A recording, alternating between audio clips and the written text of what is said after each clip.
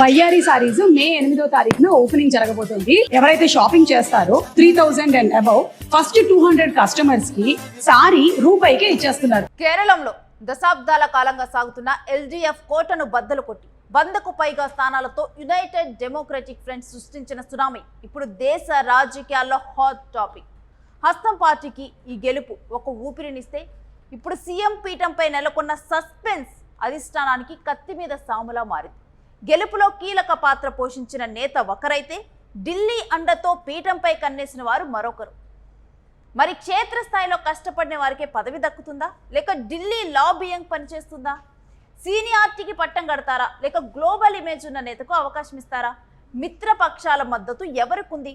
చివరకు Kerala Congress captain అయ్యేదెవరు? Kerala CM రేసులో ప్రధానంగా వినిపిస్తున్న పేరు విడి సతీశన్.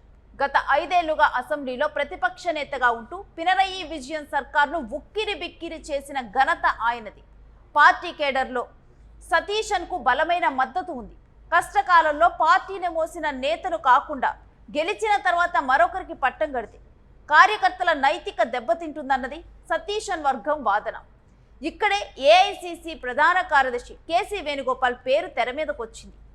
రాహుల్ గాంధీకి అత్యంత నమ్మకస్తుడిగా, పార్టీ వ్యూహకర్తగా ఢిల్లీలో చక్రం తిప్పిన ఆయన ఇప్పుడు కేరళ సీఎంగా తన అదృష్టాన్ని పరీక్షించుకోవాలని చూస్తున్నారు.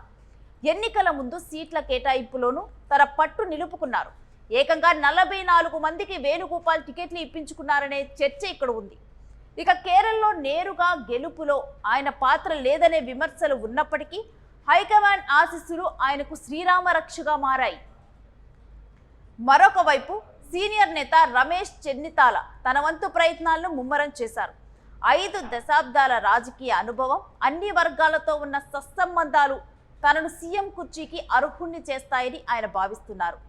పార్టీ విద్యార్థి విభాగం నుంచి ఎదిగిన ఆయనకు కేరళలోని పాత తరం నేతల మద్దతు పుష్కలంగా ఉంది.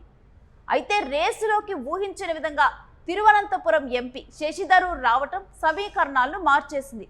గ్లోబల్ ఇమేజ్ ఉన్నటువంటి శశిధరూర్ వైపు యువత, విద్యావంతులు మొగ్గు చూపుతున్నారు. ఢిల్లీ మీడియా సర్కిల్స్లో కూడా శశిధరూర్ పేరు వినిపిస్తోంది. పాలనలో కొత్తదనం కావాలంటే శశిధరూర్ సరైన వ్యూహమని ఒక వర్గం గట్టిగా నమ్ముతోంది. కేరళలో కాంగ్రెస్ గెలిచినా ప్రభుత్వం సుస్థిరంగా ఉండాలంటే ముస్లిం లీగ్ వంటి మిత్రపక్షాల మద్దతు అనివార్యం.